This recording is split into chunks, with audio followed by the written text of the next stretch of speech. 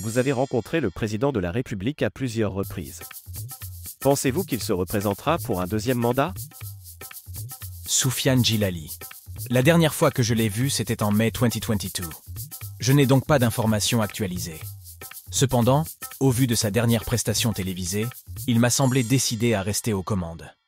D'ailleurs, selon la dépêche de l'APS, il serait déterminé à accomplir ce qui reste de son programme. C'est là où le vrai débat devrait commencer. Est-ce que l'Algérie se portera mieux avec cette politique?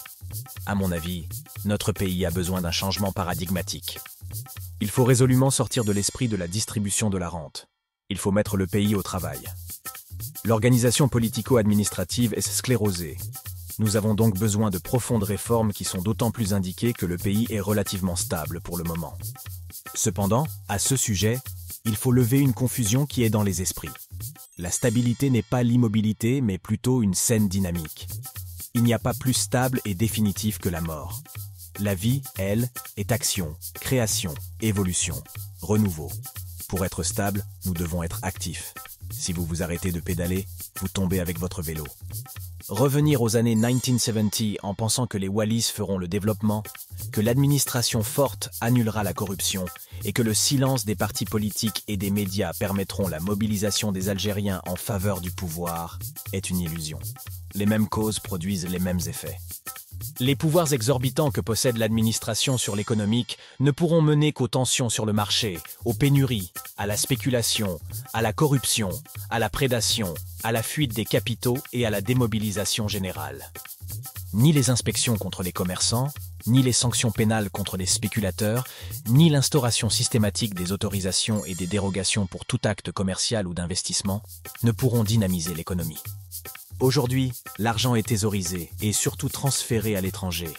Nos banques sont encore archaïques et la devise est achetée sur les trottoirs sous les balcons du tribunal d'Alger.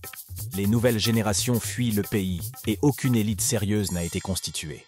La médiocrité règne. Quelle Algérie allons-nous construire ainsi?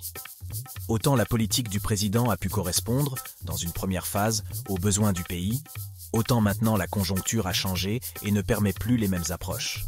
Est-ce que le président est en mesure d'insuffler une nouvelle politique audacieuse, forcément différente de celle qu'il a menée jusqu'ici s'il est reconduit pour un deuxième mandat? A-t-il l'envie, l'énergie, les hommes et l'ingénierie politique pour cela?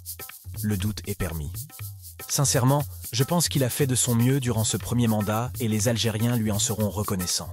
Un deuxième mandat a de fortes chances de se transformer en un malheureux échec qui sera autant pénible pour lui que pour le pays. Je mesure les conséquences de ma prise de position, mais je pense qu'il aura tout à gagner à renoncer au second mandat. Il a encore le loisir de réfléchir et d'écouter celles et ceux qui lui parlent franchement et de ne pas succomber aux flatteurs. Il pourrait mener à bien la transition en parrainant une élection présidentielle enthousiasmante. Il inscrira son nom dans l'histoire algérienne. Il doit méditer sur les défis qui attendent le pays et interroger sa conscience sur le meilleur service qu'il peut rendre au pays.